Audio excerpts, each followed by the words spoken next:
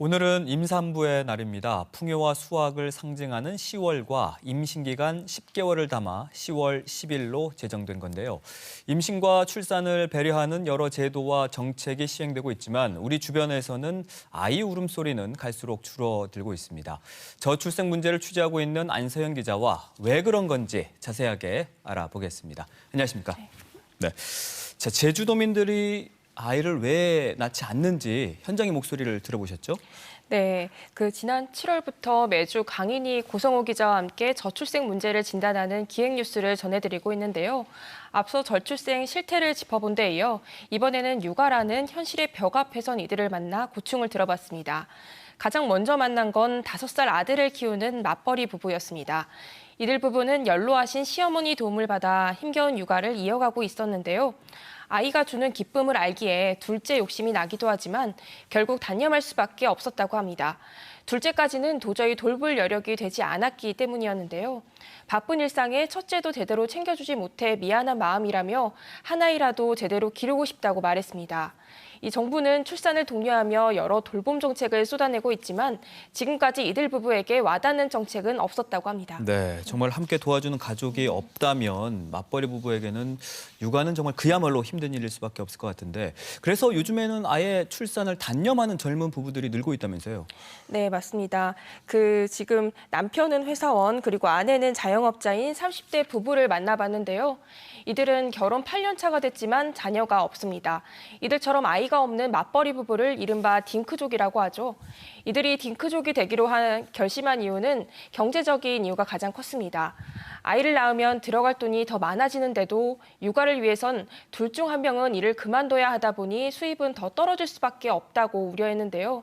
이들 부부는 두 사람 모두 다른 지역에서 왔기 때문에 육아를 도와줄 가족도 곁에 없는 상황이었습니다. 일과 육아를 힘겹게 병행하는 주변 사람들 또한 이들이 출산을 엄두조차 못 낸 이유 중 하나였는데요. 일과 가정이 양립하기 힘든 환경 속에서 본인의 삶은 놓아버리는 이들을 보면서 부부의 삶을 먼저 챙기기로 했다고 합니다. 네, 이 부부의 입장이 또 이해가 가긴 하는데 근데 이런 걱정을 덜기 위해서 뭐 육아휴직이라든지 유연근무제 이런 제도가 생긴 것 아니겠어요? 네, 물론 육아휴직 제도를 쓸 수 있는데요. 이제는 여성뿐 아니라 남성도 육아휴직을 많이들 하는 분위기입니다. 그런데 문제는 눈치 보지 않고 육아휴직을 쓸 수 있는 사업장이 그리 많지 않다는 겁니다. 이 취재 과정에서 7살 아들을 키우는 30대 여성을 만났는데요. 이 여성은 입사 5개월 만에 회사에서 해고 통보를 받았습니다. 근무한 지 6개월이 지나면 육아휴직을 쓸 수 있다 보니 사측에서 미리 부담을 느끼고 내보낸 건데요. 애초 채용 과정에서 자녀 유무를 따지지 않았지만 나중에 어린 자녀가 있었다는 걸 알고는 우리는 대체 인력을 뽑을 수 없는 상황이니 나가주시라고 얘기했다고 합니다. 그리고 이 중소기업에 10년 넘게 다니고 있는 40대 남성도 만나봤는데요. 이 남성은 7살, 3살 아이 둘을 키우고 있지만 지금껏 육아휴직을 써본 적이 없다고 합니다. 육아휴직을 쓰더라도 대체 인력을 뽑아주지 않다 보니 동료에게 일이 가중되는 게 미안해서입니다.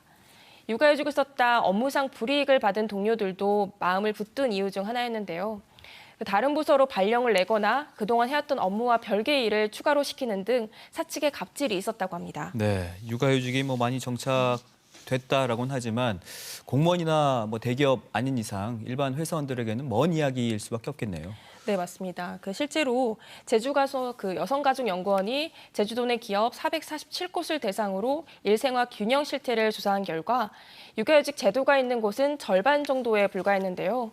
근로자가 자율적으로 근로시간을 정할 수 있는 선택적 근로시간제는 3곳 중 1곳만 있었습니다.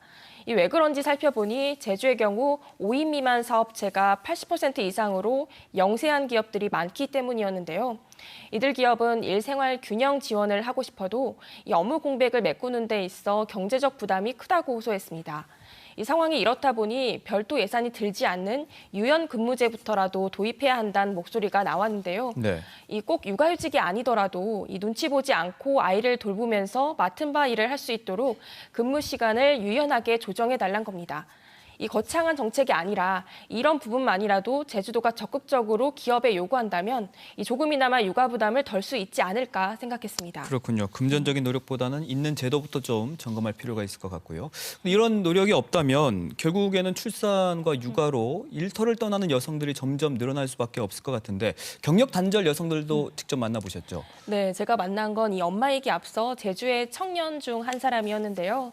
이 경력 있는 여자들 협동조합을 운영하는 37살 김영지 씨입니다.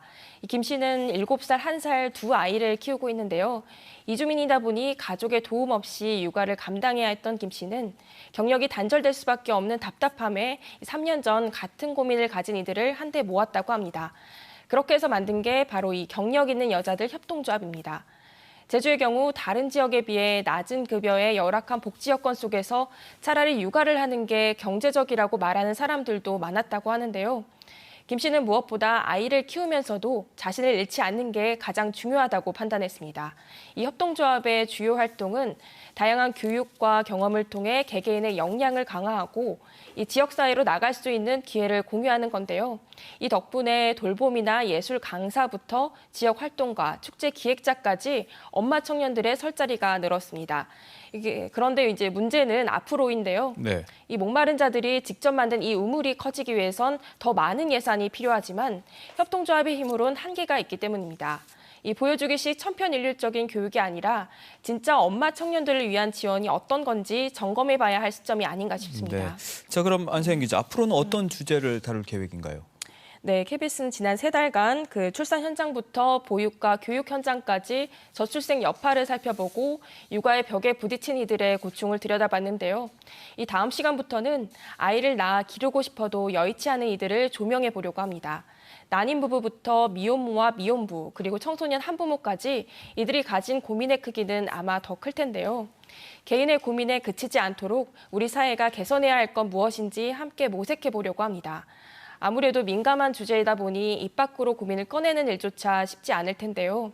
조금이나마 제주가 달라질 수 있도록 당사자들과 주변 사람들이 목소리를 내주시면 좋겠습니다. 네, 제주가 달라지려면 많은 분들의 참여가 또 있어야 될 것 같습니다.